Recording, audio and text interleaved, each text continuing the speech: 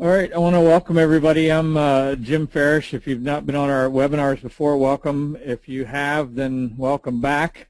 Tonight we're going to kind of focus on the desktop that we use with TC2000. And through June, I want to kind of go through TC2000 and look at what scan opportunities, how to use some of the desktops to better. And you can, a lot of the stuff that we do, you can use other software packages to do it. I just find it in Telechart to be the easiest for what we do. And then you'll kind of see as we go through tonight why it's simple, because some of the things, the watch list component within Telechart, to me, is what makes it simple because of the scan capabilities and the overlap between desktops. So tonight, the title really was of this webinar was, herding cats and with the desktop, with our desktop. And the reason I use that theme of herding cats is my dad used to say that all the time when I would do things that was crazy, that it was like herding cats, which if you've ever tried to do, it doesn't work very well. But one of the things that as we go through this that I want to try to communicate is the fact that tools are good if you have a plan or a strategy to go with them. So I'm going to start at the simplest level that I know how, which is the 7 asset classes, which I talk about this quite a bit. And this is the desktop that we have built within there, and there's no magic to this, as you'll see as we go along, other than it simplifies how you can visualize the market. And what all this is it takes the 7 asset classes and it plots them all together. And in this case, we're using VTI for the U.S. Total stock market because it does incorporate, for the most part, almost every stock in the U.S. equity markets. And so it's a good benchmark relative to the orange line here is IYR, which is real estate. And then the light purple line is the EFI index, which is EFA. Turquoise is EEM, which is the emerging markets. And then you got emerging market bonds. Then you have UUP, which is the dollar, and TLT, which is treasury bonds, and then DBC, which is commodities. And those are your 7 asset classes that make up pretty much every investment class. Now, those particular ETFs are about the best diversification benchmark we can use within those asset classes that just give us a good idea really of what's going on, and then we can take it from there to dig down into the components. And what the reason I use these, what I call them scatter charts, is because everything is scattered all over the place. But what I'm looking for is what I call pivot points to start with. So you can see that I use these vertical bars to earmark what I think are pivot points relative to what the market is doing. And they're either going to be highs or they're going to be lows. And the way the pivot points get designated is when we hit a low and we move off of it, or we hit a high and we move off of it going back down. In other words, the market that day has started to pivot the opposite direction of the current trend. Obviously, it has to fulfill whether or not there's a trend change by either setting a new high or new low relative to the pivot point. So the simplicity of it is that the last real pivot point that we're working off of right now is this one on April the 11th. And so what we look for is to scroll back so that we use the pivot point. We'll balance here. So it's the start date is the 11th of April, and we come forward. And what we're looking for off of those is what is leading relative to the market. And because obviously a lot of time has elapsed since that 411, I'm going to bring another line in here, and that would be your next potential pivot point as it started to turn down. But as it came off of this level, I'm looking for the leadership. And in this case, the leadership was VTI, which is the U.S. equities. And the rest were below that. And you can see that realistically REITs popped into that picture, and the EFI index, which has been mirroring the U.S. market for a while, was another part of that. The other 4 asset classes actually were sideways or down, but then that narrows the market down to me. Now I'm going to go look at VTI, I can look at IYR, or I can look at EFA, and I can start to dissect those components, which we'll look at in a second how we can do that. But the point being is that if all I wanted to do was trade those 3 ETFs of VTI, IYR, and EFA, I can now trade them off of the pivot to the upside, and then we can look at how you would get your entry points. But what is important is that you start to look at the market visually. And we talked about in the last webinar a couple weeks ago that you have to also understand the story of the market, and I'm not going to get into that again, and you can go back and listen to that webinar, and if you don't have access to it, you can beg Don to let you have access to it. But one of the things that's important to me is I want to understand why the market is doing what the market's doing at each pivot point and develop the story from the pivot point so that I understand whether or not there's a valid fundamental reason, there's a valid news event, and or there's a valid technical event that's going on in the market that's substantiated by some other rationale. And so people will layer on indicators. I would rather layer on what is the story behind the market. And if you looked at the trading notes each morning, just pop over to our trading notes this morning. This is something that I've started to add the last couple of weeks, is if you scroll past the introductory comments, right here in the center, I keep repeating what the story is. I'll update it every day relative to the parts that are changing, but this is the current story of the market as I see it, based on now I've rewritten tonight's notes, which we've actually started updating for tomorrow's trading notes. So tomorrow morning when these are published, this will be updated based on what happened today. And the biggest change today is you get a validation breakout again on the upside in the NASDAQ hitting a new high. You get the S&P eclipsing another new high. But you introduce small caps back into the picture, which brings the growth stocks back into the market. And so what was hurting the market here, in other words, if we go back and look at this period before we got this pivot on the May the 20th, prior to this, what was dogging the market was the fact that we didn't have any validation of fundamental data on earnings. We had a lot of things that were rumbling around. We still really do not have that, but what we do have is a belief in the market that it's okay. It's going to be okay at some point in the future because everybody's buying into the fact that the economy's going to improve, the market's going to improve, and therefore we'll be able to substantiate higher stock prices. And to me, that's like fool's gold to some degree, in that we actually are believing the Fed, who hasn't been right yet about too many things, and we're believing the economists, who haven't been too right about too many things, that the market is going to substantiate or validate fundamentally what it's doing technically today. And so that's what the market's moving on. So to me, that's a trade event. That's not really an investment event. In other words, I can't invest long term if the fundamentals don't match up. I have to look at things purely from a technical perspective. When fundamentals line up with the technical data, then you have longer term events and holding periods for stocks or ETFs because you've got substantiation longer term looking out. So all of that together, what we're looking at right now is what's the story of the market, and what's driving the market right now here. I made reference a couple nights ago that I thought we were building the bridge to nowhere, and not that we're moving to Alaska, but the fact is we're building this on no real validation. In other words, there's nothing behind the move other than buyers putting money to work, and they're doing that even at a low volume rate, which means that take it for what it is, make money from it, but you have to tighten stops and you have to maintain what you believe is a discipline going forward.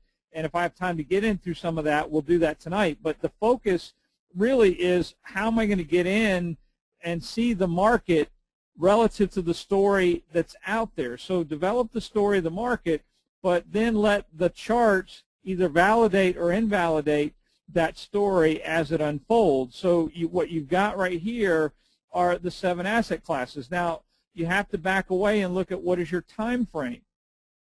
This is very easy to change. You can change this if you want to look at this longer term. You can change this to a weekly chart, and the picture changes accordingly. And you can see the longer term uptrend. You can still see the volatility within it, but you get a clearer picture of emerging markets back here in February and March hitting a bottom and then pivoting off of that low. But what it allows you to see, because I look at this, I see it a lot easier, and I can look through all the lines, but you can see that the yellow pivot in treasuries back here in December. You can see the pivot in the orange line off of the December lows on real estate, but you can see the market setting up even if we scroll all the way to where this was only 1 week of data, or on a weekly chart, it's going to give you 5 bars at the shortest point. That would be 5 weeks of data relative to what the market's doing, but you can condense the time frame or expand the time frame as long as you and short as you want it to be. So you'll have total control of what data you're looking at. We tend to start with the daily data unless the longer term trend lines make sense to look at weekly charts, which they do right now in the U.S. markets, because we're really still in an uptrend off of the 2009 lows. So we're in a 5-year uptrend. If you look at the weekly and monthly charts, that really has not broken. Off the daily charts, we're still validating the uptrend off of the November 2012 lows. So you do have long-term trend lines in effect today in the U.S. equity market, but a lot of people are talking very short-term about the market, and I think that sometimes that's a mistake. We updated our 401k newsletter today, which gets updated once a month, but the focus there is long-term. So we're still looking at 5-year charts when we update that material, and what we're looking at relative to a forward progression relative to how the 401ks are invested. So you really have to back into the time frame. That's the first part of it. And then the second part of it is look at what's leading, what's lagging, and what's losing. And you can see here DBC, it's very easy to see commodities are the losing. You can see the laggards that are stuck in the middle, and you can see the leaders at the top. And so it makes the market a lot more visual relative to what we're trying to do with it. So when we tie that together with the story of the market, it becomes a lot clearer relative to what I see happening going forward. Now, there's another, let's see if I can flip over to another chart. I want to look at, I'm going to change this to VTI instead of SPY. And then I'm going to go up here, and I'm going to, for those of you who have telechart, you can just go into the comparison overlays, and you can add what you want in here. And I'm going to put TLT in here because I want to show you the dynamics of these charts, even beyond just of a scatter chart to me, or a comparison chart, just beyond looking at a bunch of things. And one of the things that is bugging me right now is that if we go back to May the 11th, put a vertical line on it so I'll make it easier here. Or actually I want April the 11th.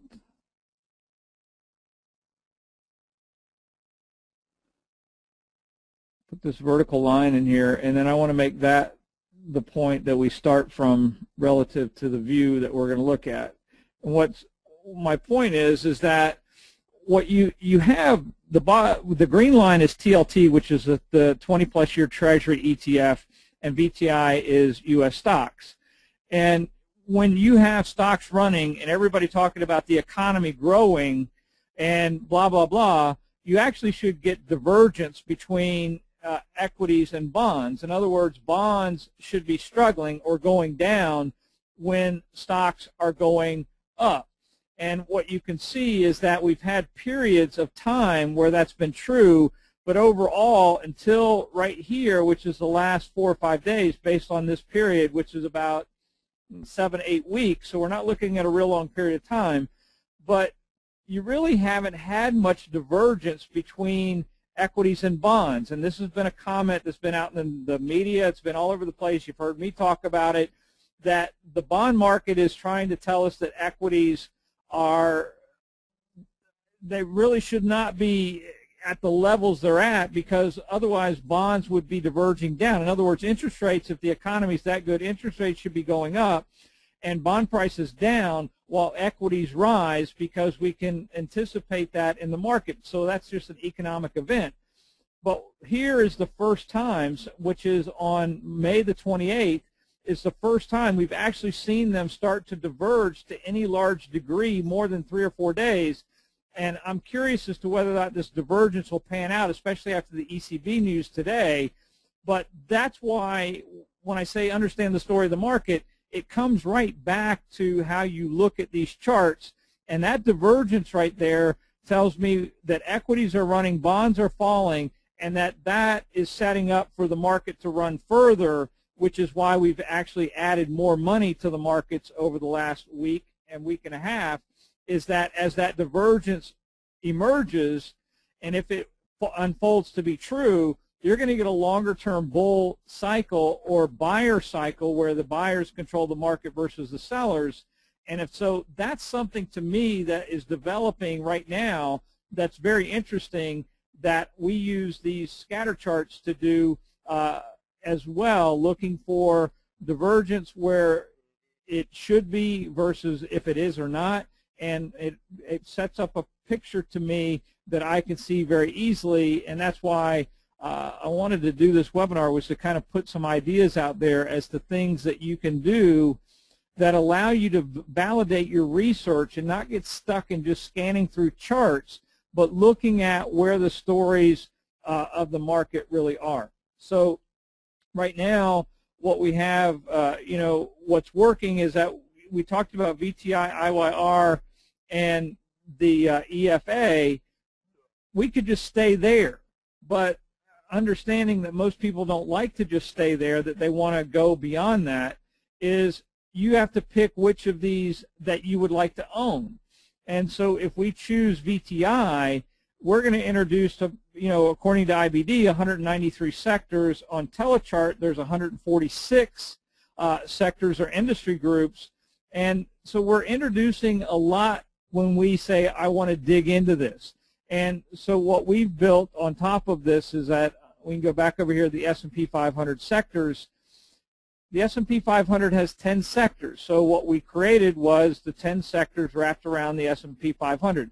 Now we flipped away from VTI just so we could control it a little bit as to seeing more of the major components of the market, and went to SPY. And I think it gives you a much better picture. But we use the same pivot point here, which is the April 11th pivot point, and bring it forward.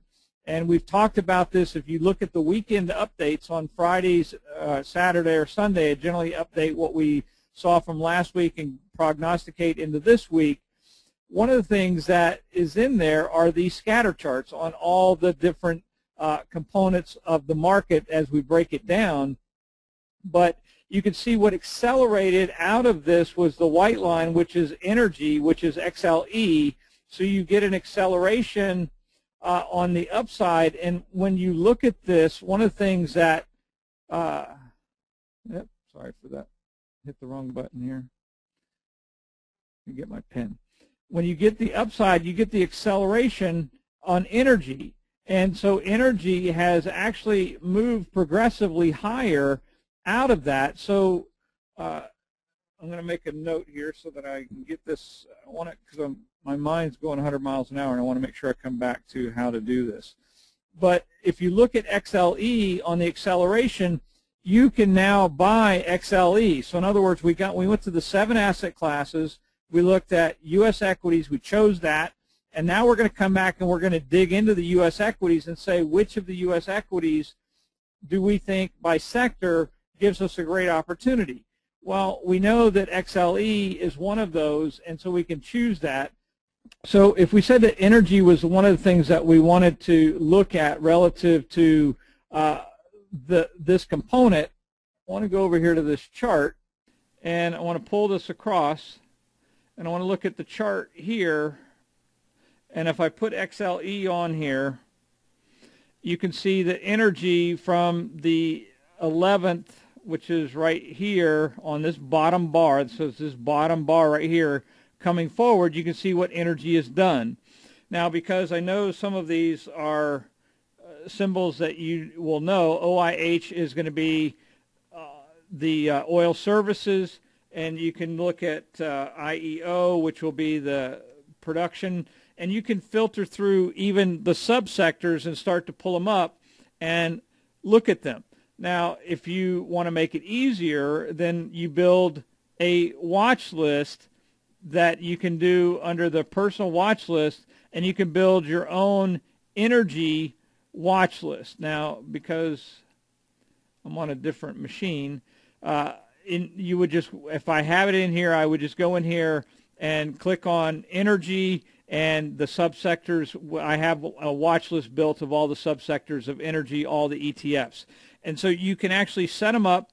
Once you have them in place, it's easy to go and pull that data. So you always have the opportunity. The other side is, this is a different desktop I'm going to go to. And you can see that what I do is build all the watch lists, build all the desktops so that I can flip through them quickly. And if I come over here and put XLE in here, to the right here is all the holdings, 43 holdings inside of XLE. I also can click right here where it says XLE, a member of, and it would tell me what it's a member of. But because it's an ETF, it should be empty, which it is.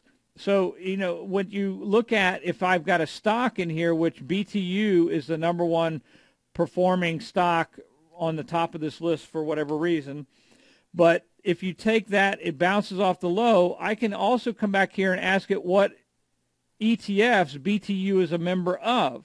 And you can see that now I can see all the ETFs that BTU belongs to, and I can quickly filter through those and see if there's any that interest me relative to the oil sector, so or energy. So I have a simple way of going back and looking at what is in each ETF, but I also can build my watch list of ETFs that have all the energy stocks. And one way people say, well, how do you find them? One of the nice things about Telechart is that if I type in energy, it'll start to give me the ETFs or anything within that world. I can type in oil, and it will pull up other ETFs. As long as that, I can type in gas. It would start to pull up all the things that come up with that. But you can start to filter it. And the other thing I would recommend is that you Google ETFs with energy or energy ETFs, and just so that we can, so that you think I'm not losing my mind, which I am, by the way. And you put in, and you can go in simply and Google energy ETFs, and you can see that they'll come up, you know, the best energy. So there's an easy, use the tools that are out there and then take those and build your own watch list. So you can simply create your own watch list by creating a personal watch list, and you can type in energy and click OK, and then to add the symbols, you just add XLE, OIH, IEZ, IEO,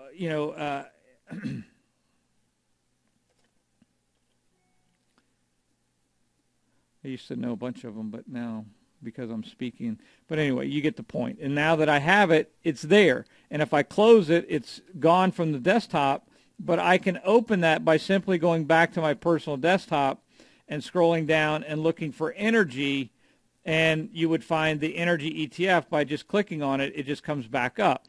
So no matter what desktop you're in, you have access to that energy ETF, and you can then, if you click on XLE, then this list will correspond. If I click on OIH, this list will go to the holdings within OIH or IEZ, and you'll see them come up on the right side, and you now have all the stocks at your discretion relative to doing that. So each one of these allows you to do that. And then all I did was build different, you can see different tables within the watch list of things that I want to be able to scan quickly. And to add those, all you have to do is come down here and you can click on My Conditions. You can click on Fundamental Data if you want to add it. If I want to know what the 5-day price trend versus the market, I can click on it. It adds the column to the right. So you can set up your scan list or filter list any way that you want it. But the key to me is that it all comes back, and it starts with the fact that we start with the rotation, looking at what's rotating, what is leading, losing, or lagging, and it allows me to put together the components that I want to go and look at now. Remember where all of this started was we started with just 7 asset classes. Then we went and looked at the one asset class that we liked, and then we can take it down to the stock level by going to the other desktop. I just call it a sector rotation desktop, and I set the watch list up within that desktop so that it corresponds with whatever I want to do. It gives me the list of the holdings of the ETFs on the far right over here. It gives me over here anything that I want to look at relative to, I have what is called leader short-term scan that I can run, which is empty. I got an only ETF tracker, which has 21 ETFs in it this is just for a thing that I look at. There's 21 ETFs that I look at pretty much every morning, and these are the ETFs that are the biggest components of the market that give me a quick view of things that I want to own or don't want to own right now relative to what's going on. But I can use this to scan all kinds of things. I have 1030 bottom scan. I have a leaders intermediate term that I can scan and look at relative. This one scans off of the industry groups. So what it does is it allows me to build my desktop in such a way that I can quickly go and research relative to the news, the fundamentals, the technicals, whatever I want to look at. If I'm sitting here today, one of the things that, that I look at first thing in the morning is what the volume buzz within, there's a volume buzz piece within here, and I don't know if I have it on here, but let's pull it across. And I can go in and look at this, and I can say,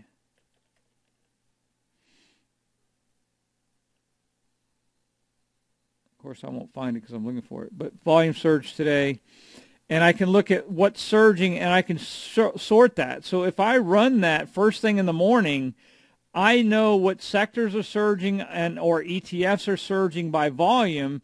And one of the things that you saw this morning relative to that was that IWM was surging this morning, which you can see that it came out of the box. You can see the big volume right out of the box on the upside. Then we got that little bit of a pullback early in the trading day, and then it started to surge again.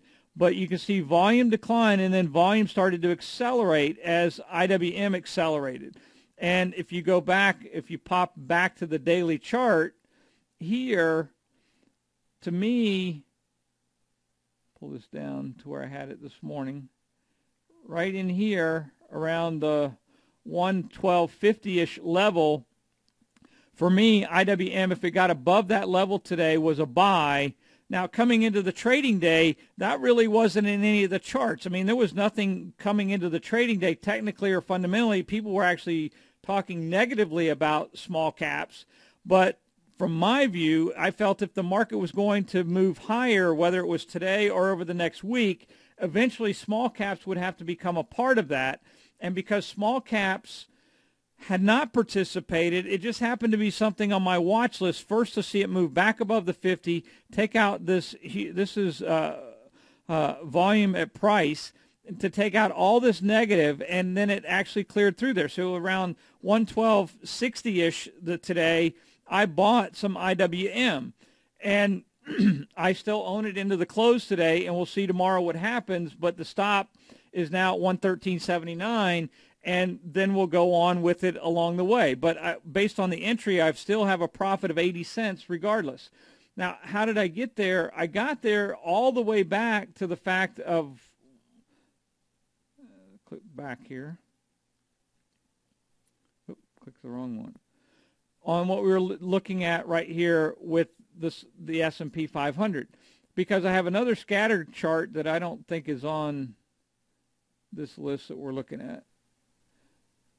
But it takes, what it does is it takes the S&P, it takes the small cap, mid cap components of it. So you got IWM and MVV and SPY, and then it will look at other things around those that we tend to classify by group. So there's about 8 ETFs in it, and I will scan those and look at what's lagging and what's leading relative to the market. So you can use scatter charts to build just about anything that you're thinking of right now and look at pivot point opportunities as to where they reside. So energy was the leading pivot point. We got another pivot point on May the 15th, and I want to look at a bigger chart first of this before we go look at that, is look at SPY.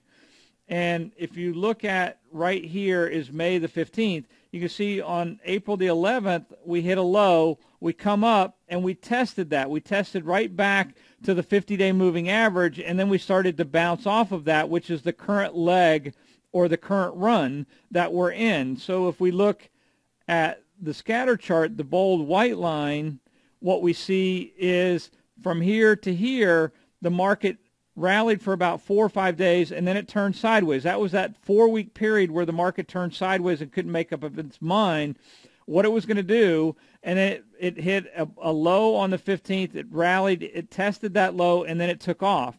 And so what you get is, if you want to scroll back to the 15th, which is the pivot point we're using now, is what's leading now. Well, now you've got XLY, which is consumer discretionary, is leading the market, and you can see that the turquoise line is tech, which is also leading, and then you got financials creeping up into there. You got IYR, which are XLV, which is the healthcare, and then you've got XLB, which is basic materials, and the rest of them are underneath. So energy, actually off of the last pivot point, isn't the leader. It's now what we see within consumer services, and tech and financials started to take on a leadership role.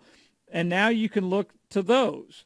And so that's how we actually build the S&P 500 model, by the way, is that we take pivot points and we build that model off of the pivot points on a short-term rotation right now. I'd like to say I should be in it long-term, and I should be, but the S&P 500 model is actually set up with a 9-month window is what we look at as a holding period, which is short-term. And so it rotates a lot more frequently than if you looked at a longer-term version of the S&P model. It would rotate a lot less frequently, because the trend lines, as I said, really going back to November of 2012, have been essentially to the upside, and that's where we are right now. But right now, where we reside is the S&P 500 has rotated. And the only way you're going to see that is to be able to look at the pivot points and see the rotation. Now, if you use these charts enough, you can start to see that rotation by looking inside of the chart. In other words, if I look right here off of this pivot point, then visually I see the orange line accelerating faster. I can see the yellow line right here off of the 20th accelerating, and I can see the green line taking off the 20th. And then you can also see at the bottom that utilities accelerated off of that same low. So if you look back at the S&P model, you can see where we added XLU, you can see where we added XLF, you can see where we added these components, because that's where they come from. They come from these acceleration scatter charts and scanned out relative to what our entry points are based on the discipline that gets them there. But all we're looking for off of these scatter charts is the rotation. And that's really the crux of the matter, because once you see the rotation, digging into this is, from my perspective, the easier part of all of it. So let's go back and just, I want to take this all the way through and look at a couple things relative to what's happening in the current trend. And so let's go back to the 7 asset classes. And I stated that you have other pivot points in here, which are May the 15th. And if we look at this, you can see emerging markets was one of those, but look at what happened to VTI again. So the U.S. market started to lead, which takes, so that's where we go. We start with the 7, then we go to the U.S. markets, and if we come back to this and we hold it, the initial leadership of this, if you look down here, was tech and consumer services or consumer discretionary. My perspective at that point, if we could go back in a time machine without knowing what's going on right now, we would say I would take tech because tech was way oversold. If you go back and look at a chart of technology stocks, they were way oversold. Consumer services stocks were very difficult to want to buy because there was no story behind them. Actually, the retail story was actually pretty dismal from the winter, and the earnings and all of the things that were coming out of the retail sector didn't give you a whole lot of warm fuzzies that was going anywhere.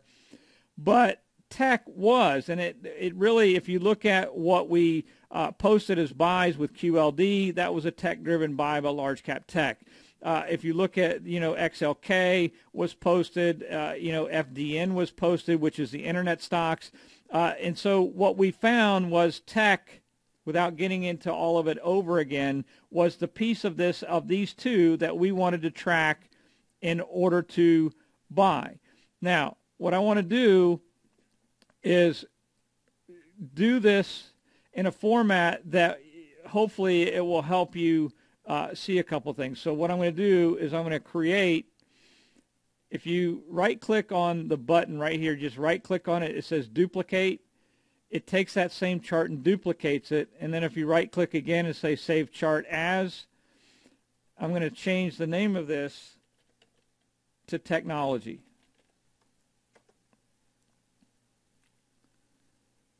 And so it now becomes technology instead of the S&P 500.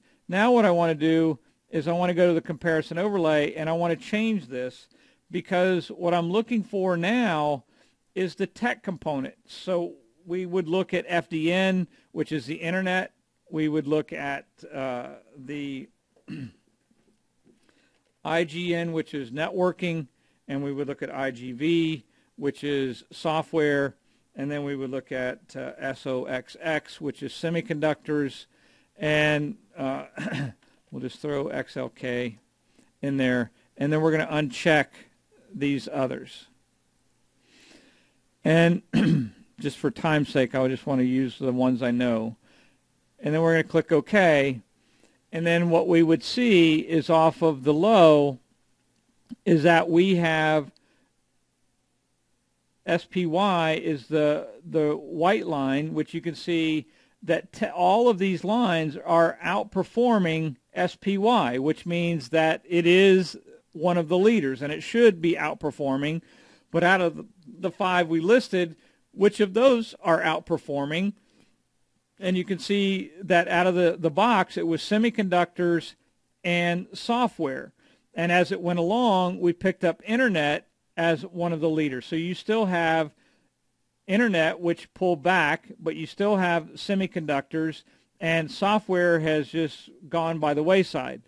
But what you are seeing is that the semiconductors and the internet components were part of the leaders. And then there was one other thing in here I want to add that I forgot to add in here, is SKYY, which is the cloud computing stocks.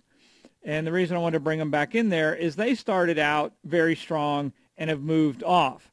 Now, here's what you get out of this, and I'm going to put a vertical line here, is that coming off of that 15th low, we could find ETFs within tech that were accelerating faster than tech. So I could have owned XLK, which is the red line, and you can see that it's kind of in the middle, and or I could pick the subsectors, or I could pick some of all. And so now I'm narrowing down.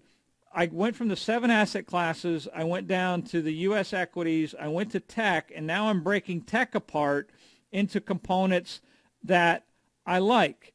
And out of this, semiconductors, without spoiling the story relative to what's going on, and having to go back and recreate this whole thing, what I want you to see is that when you go back and look at all of these, semiconductors had the best trend. They had the best technical pattern setup. They had the best fundamental data relative to PE ratios, relative to the PEG ratios, and some other things within them. But bar none, semiconductors were coming into the May 15th low the best component of tech, head and shoulders, my opinion, which means that I would want to own semis first and others as a trade. So we still own semiconductors.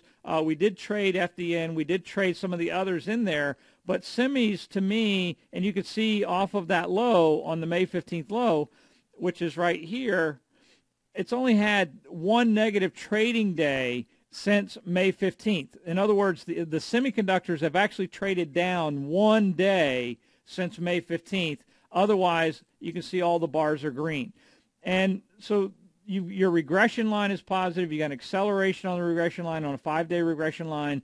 But semiconductors have really been, I think, the dynamic component.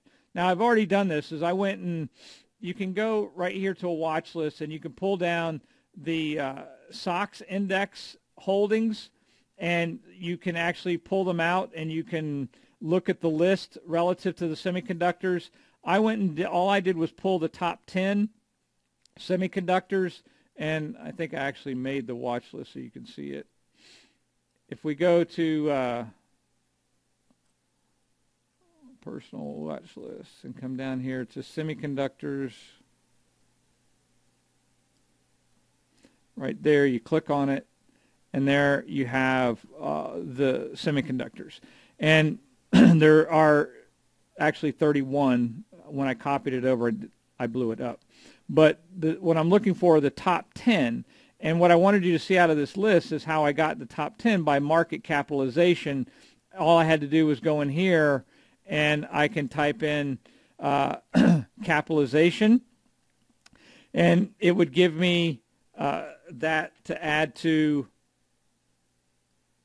the list, and then I can sort the list by the largest stocks. I flag them, and I can export them, but I basically made a scatter chart with the top 10 largest stocks in semiconductor so that I could look at them and I could see the same thing. MU, which is Micron Technology, broke out on the upside. I can see SanDisk, SNDK, breaking out on the upside, and Avgo was one of them. But you can see that even as we've got along, look here at Broadcom, which is actually was one of the posted egg stock alternatives that we posted on the egg update last Thursday night, and that's done I think 12-15% since we posted it.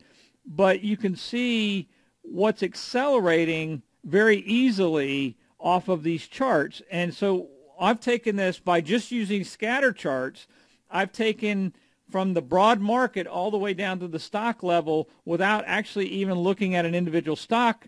I'm segregated it down by looking at what of these are running on a comparison basis. That's all I'm doing is comparing them, and I've got other things that we can lay over the top of them. But really the true thing that I'm looking for is the acceleration so that I can find the leadership. That's what most people are looking for, is filtering for leadership or momentum within this. So you have to look at the things that are easier to do relative to all of these things. And that's how a lot, somebody asked me if our subscribers got the IWM buy today. No, because we don't do intraday subscription service. It would be way too expensive for me to do an intraday subscription service relative to what I do every day. But if it's something that we see going into the trading day, I do talk about it. And this is one of the things that if you subscribe to the information that is published, right in here where it says Sector Watch, this is the morning trading notes. If I thought that IWM was an opportunity coming into the day. Now, I said that coming into the today, I didn't really think it was a buying opportunity. It happened to be one as we got into the trading day. But on the other side of that, I do think that things like TBT, where we did post, I mean, this isn't in any of the model lists, but it's posted the short trade entry for TBT. If that were to pan out throughout the day, it'll give you different things that I'm looking for relative to energy. It gave you an entry level on the SOX. So it goes through UNG. It gave you the actual hit point and entry point for natural gas.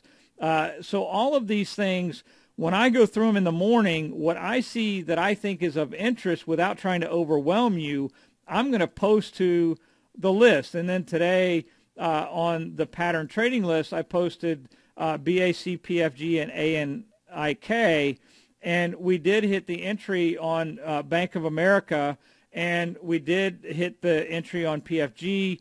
ANIK we did not hit the entry point on, but we hit the entry on two of those, which got added. And so you can see that we have, I think, 17 holdings right now. And then I wanted to go back to, if you go to the egg model, I run these same scatter charts within the egg scans when we set it up every night. And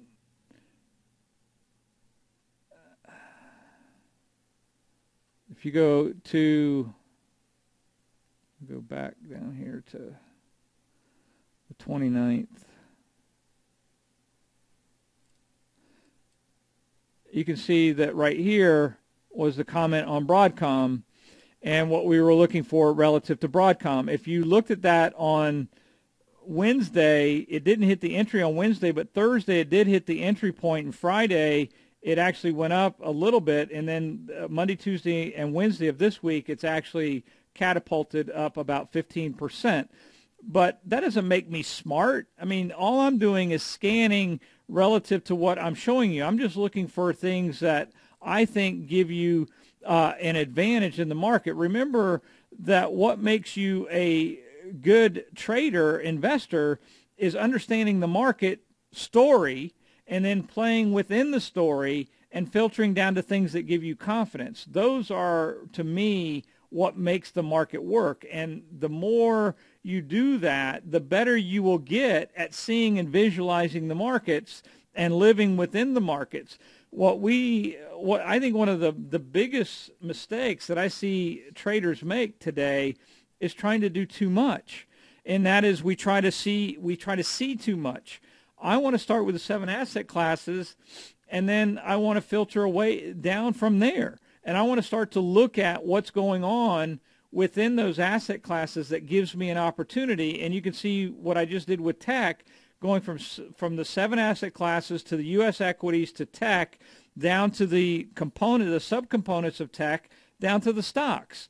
And so I can stop at any one of those levels. There's nothing that said that when we were looking at this, that why not just stop at SMH, which is the ETF for semiconductors, because when it broke off of the 15th low, if we set this up, let's just use technical data.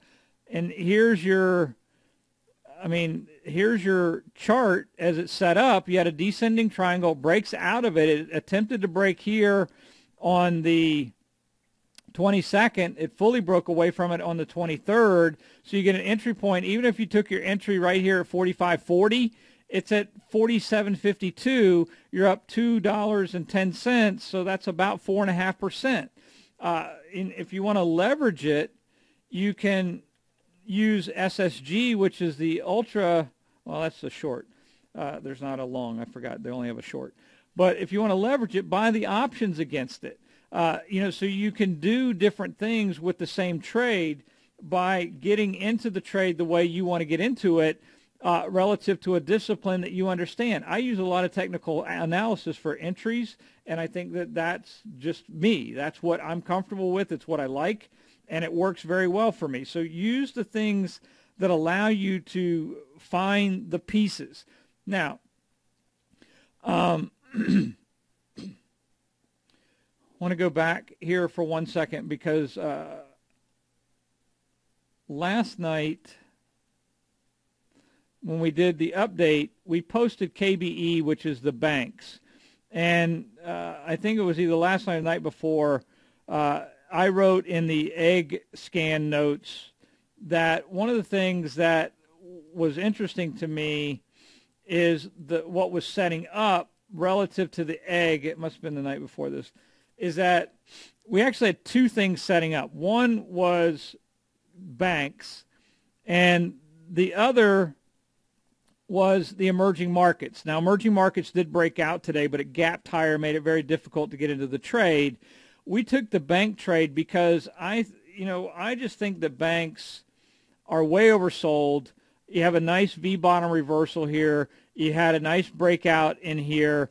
I wanted to get above the 50-day moving average for the entry point, so we used the 3250 entry, which we hit today. We took the trade on banks early in the trading day today, and we're in it right now. So as far as the egg is concerned, and what we're looking at is, this may, I don't know where the table went.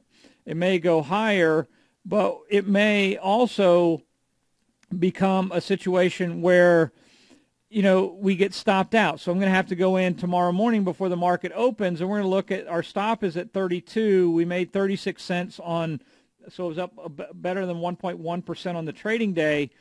But the question is going to be whether or not we can actually raise that stop and manage that position, which is away from tonight's topic. But remember, this is all about managing risk. It's not about who can pick the best stock or who can pick the best ETF. It's about who can keep the money they make. And so to me, pay for profits disappear really quickly in volatile markets. Now today, I have a lot more confidence exiting today, but I also got the jobs report at 8:30 in the morning.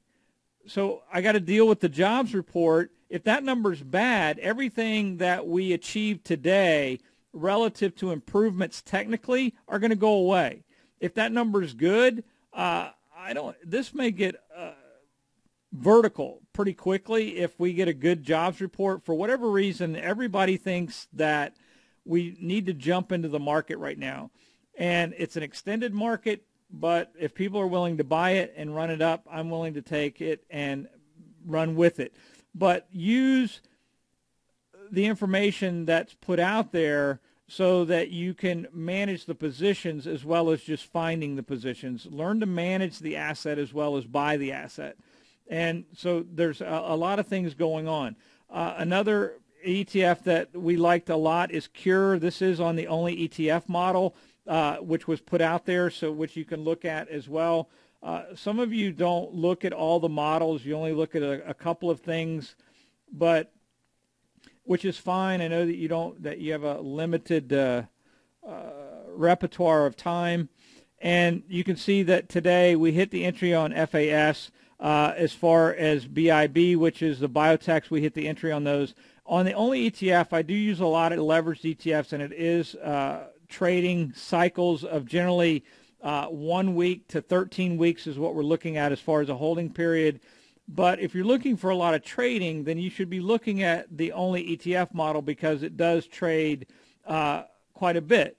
And but you can see that we added Cure, we added Tech. Now these were added back off of these pivot points. QLD was added off of the 515 pivot point, was our first entree into Tech. As it kept going, we bought into the TECL. Then healthcare started going, and then the emerging markets sold off, came back. We bought back into the emerging markets. But and you can see the portfolios down here. But you can track along with each of these, because when I run these scatter graphs or scans, I will put them to the model they fit in. If they don't fit in a model, they go to the trading page on the nightly trading notes, so they'll be on there. And generally, you're going to find anywhere from 3 to 8 trades a day that get posted somewhere within the website. And use it, but don't overwhelm yourself. understand what the models, how they set up all of that. It's very important to do that. If you don't know what they are, send us an email. I mean, I want you to understand what you're dealing with. But there are things that are setting up that are very interesting to me as this market unfolds a little bit, and it's going to be very interesting to see what happens to the small caps and how this plays out. Now, TNA is the 3 times leverage, and you can see small caps were up 2.1%. This was up 6.2 on the day. You can use leverage for things that are shorter-term trades to amplify them in the ETFs, or you can go to the options and use the calls and make a synthetic trade using a synthetic stock trade using the options. But use what you're comfortable with. I mean, everybody's different, but don't get out of sorts over missing 1 or 2 trades. This is a trade today that actually goes along with IWM as far as I was concerned. This is something that we've been tracking, but for the last, whatever it is, 3 weeks here, we have not seen real estate show any signs really of breaking higher. If anything, it was setting up to break lower, because if interest rates were to continue to be lackluster, then that gets really ugly relative to what's going on. But real estate got a pop today on the upside, and there's a lot of reasons I don't have time to get into, but you had a nice little saucer platform there that we broke out of today, up around 59.30-ish. But yes, I added some to my own portfolio. Did I post it? No, because I'd have to send an email to everybody and explain DRN intraday. Plus, we already own IYR and a couple others, and it's just watching and managing the positions you have and leveraging off of them. Utilities is another trade that had a nice V-bottom breakout around 42.35. We did that to the S&P 500 model. But all of these trades are coming off of where we start. The reason that this is in the weekly update is that that's what I do on either Friday or Saturday, is I start running all these, and if I see REITs are moving, then I go to this one and I scan back to the vertical bar. So if you're using Telechart, these are already set up, and then you can bring it forward. You can see what's moving within any of these, and you can, if you say, well, I want to see something a little closer, here's your last pivot point off of a low. You just scroll back to that pivot point, and now you can see out of those which is leading out of that, which is BXP, which was Boston Properties, and then you got some of the others were doing that. But look at the breakdowns in some of these. But you can see Host was one of the leaders, Equicor. So there's been some leadership within that, and you can see it within each of them. The bond rotation, is interesting to me this week because we have a potential breakdown in here. Use that as our pivot point and see if we can got enough days to scroll back. Yep.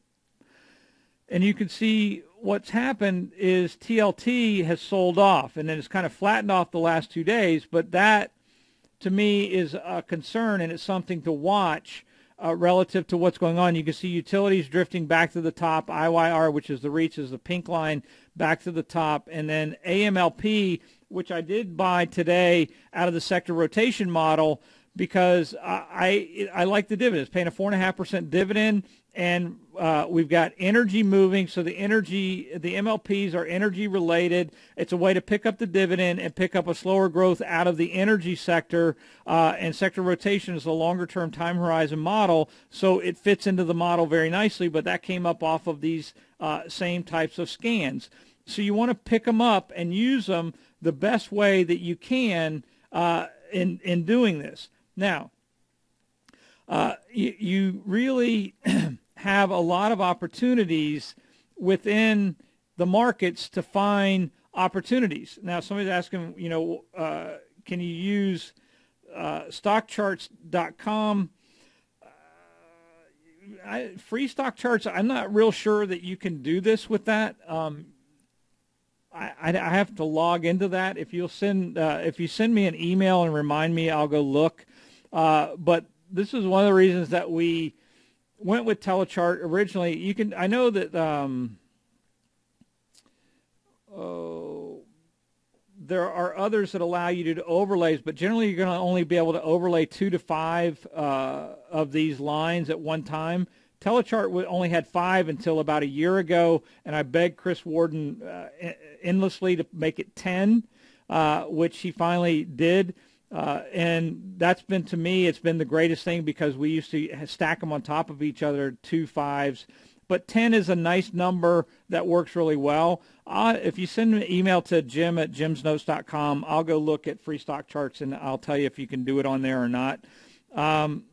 And as far as some of the others, it's very limited to how many you can overlay. And I just find it to be very visual. The end of the day version of Telechart, I think, it's either $29 or $39 a month. It's not that expensive. You could buy it for a year. You pay 10 months, so whatever it is, $300. And I used to grumble about paying for it until I figured out that on some of the things I can do within here, it's so much time saving that it's amazing to me that it's worth it. As far as Murphy stuff, I'm not sure that Murphy's stuff does it on stockcharts.com. I want to say that the most you can overlay on the free is none, and I think on the paid version of it you can actually do up to 3 or 4, but I'd have to go look at it as well. I mean, there's a lot of things out there that for free stock charts, somebody says does allow 5 comparisons, so you only get 5 instead of 10, which, I mean, still, it helps you see the market. So if you go to freestockcharts.com, obviously it's free, and you can sign up for it there. I say quit being cheap and spend $390 and use the software, but that's just me.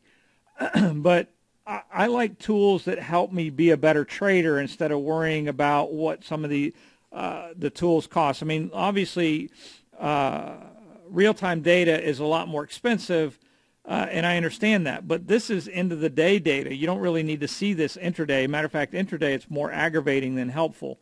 But so I'll get off of that box. But I think that what you're seeing is that there's opportunities within all of this to really kind of take things and use them in a format that makes sense.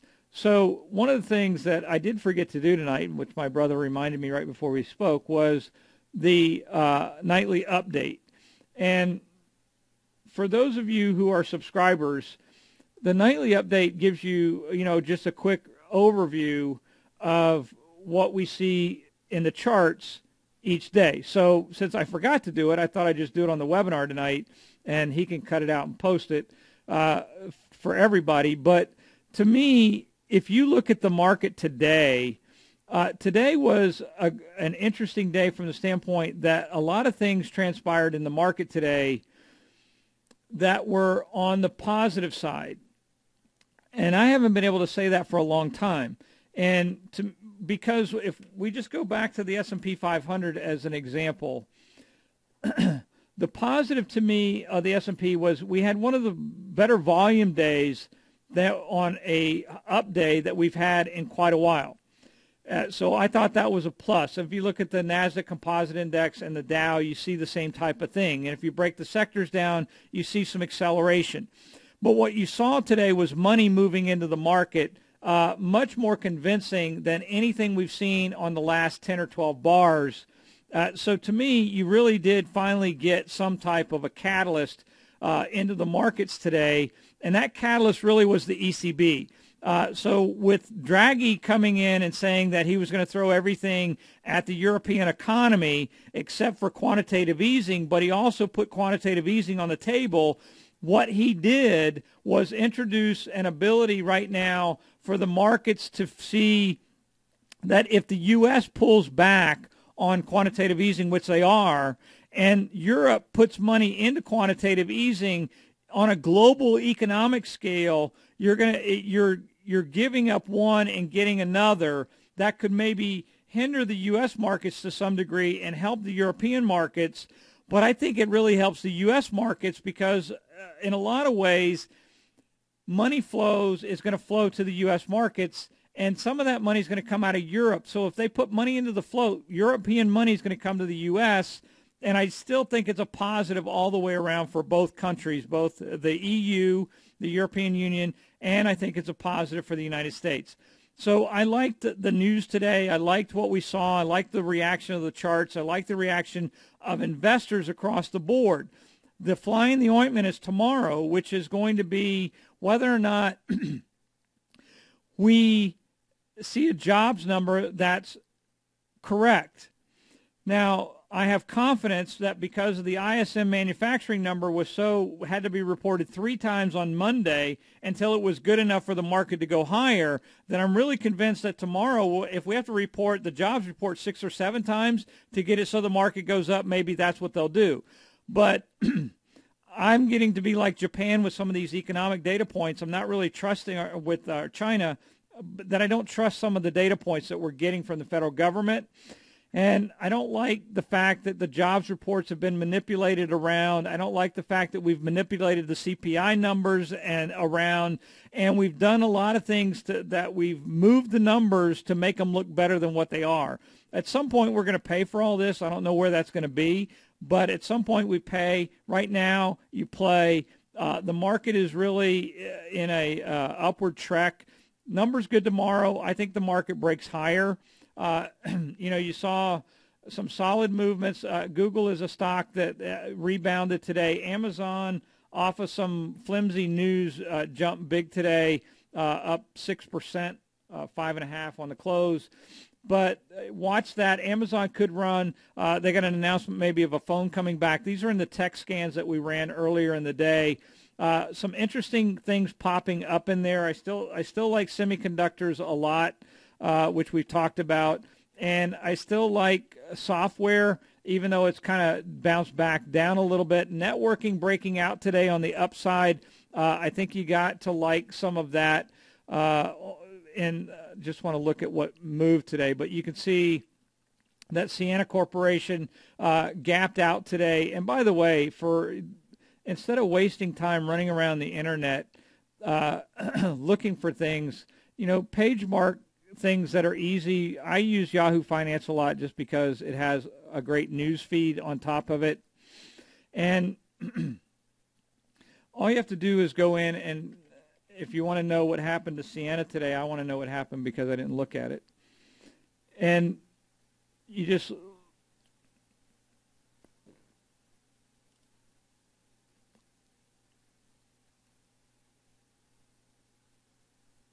let it come up. And then you can look down at the bottom here of Yahoo, and it gives you the news reports as to relative to what happened to Ciena. Worth 25 following earnings, beat strong guidance. So they beat earnings and had strong forward guidance, so you get a gap higher. I say if it breaks above the 200 and keeps running, I would be interested in owning Ciena. But you have to look at some of the things that are happening within the market. Finisar moving back up. Some of these I would watch just because the way they're setting up. Not sure, Netgear interests me. Adtran I like, but the telecom sector is struggling a little bit. Not sure how much I'd play in that world. Interdigital broke up on earnings as well, but this is held up very well if it continues. But you get the point is that you're starting to see movement within the components. So there's things that are moving that for me are of interest. Banks and financials overall. Financials are in a position that they broke above their previous high, so that's a breakout for financials. You want to know what's driving it. Regional banks outperformed money center banks today, which was kind of a surprise on the upside, but nice breakout in the regionals. And then yesterday you had a great breakout in insurance stocks. We covered that last night. But you can see it held up. So the insurance stocks are moving. You got some mergers and acquisitions on the insurance side. But you've got financials breaking to the upside, and I really do like what we're seeing in that space. And it's something that I would continue to look at even as we go forward to lead some of what we see right now. Commodities are still, not very attractive. You can see that they're on the downside. DBA is broken down. Base metals is kind of consolidating. Gold actually bounced a little bit today, but I'm not a big gold thing other than short. I do own a little bit of GLL, and I own a little bit of DUST, which is the short, the gold miners. A little flag breakdown today. I probably got stopped out of that. I haven't looked at it yet today. But, you know, one of the things that you see is the market is starting to separate. And what I mean by that is you're starting to find the leaders. And the leaders are going to float to the top, and the laggards are going to go away.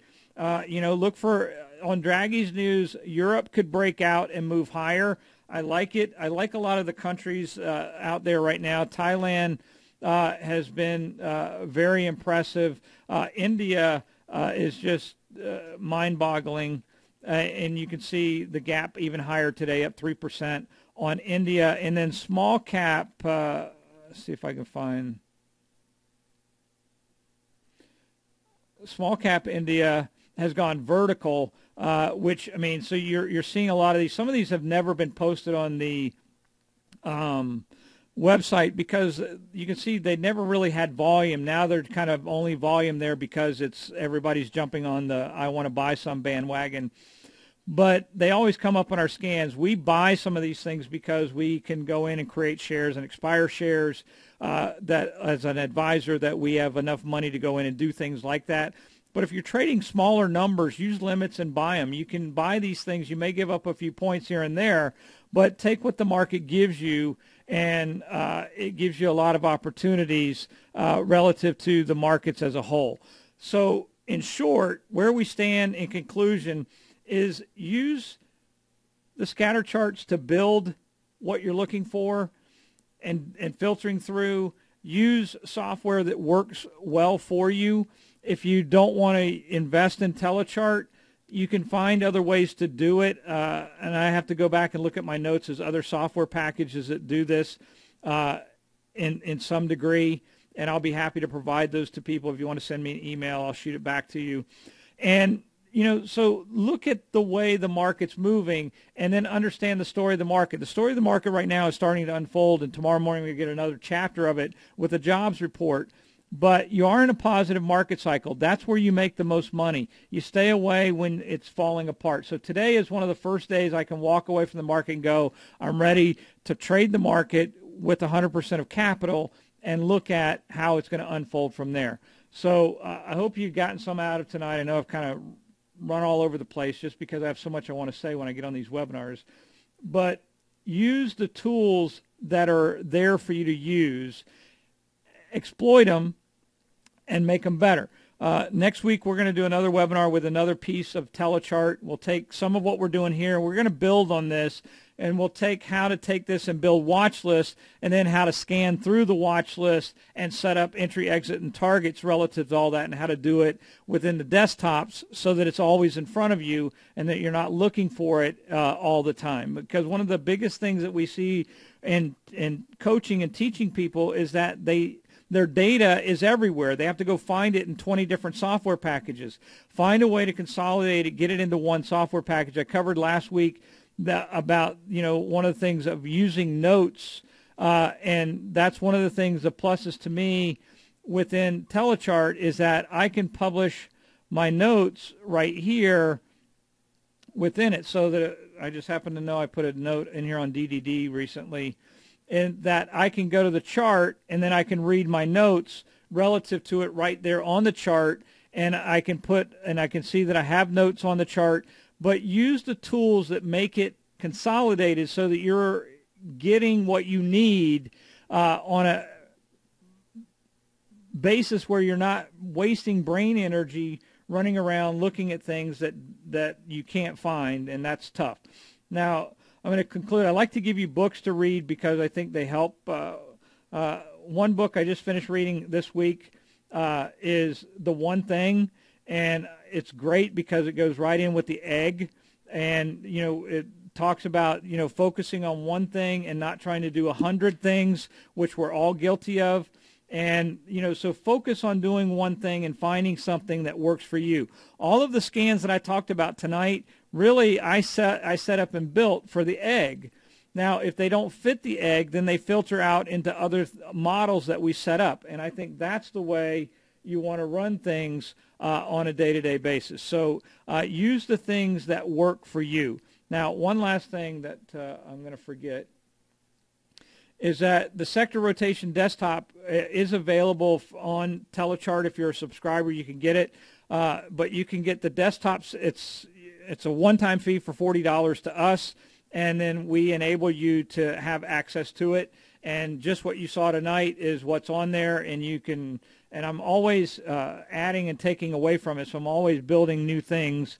And if you want access to the new things that come out, we just add them back to the desktop that's already out there, so you get access to all of that stuff. So with that, have a great evening, and we'll see you, I think, next Thursday night, but you'll get an email relative to that. Have a great evening.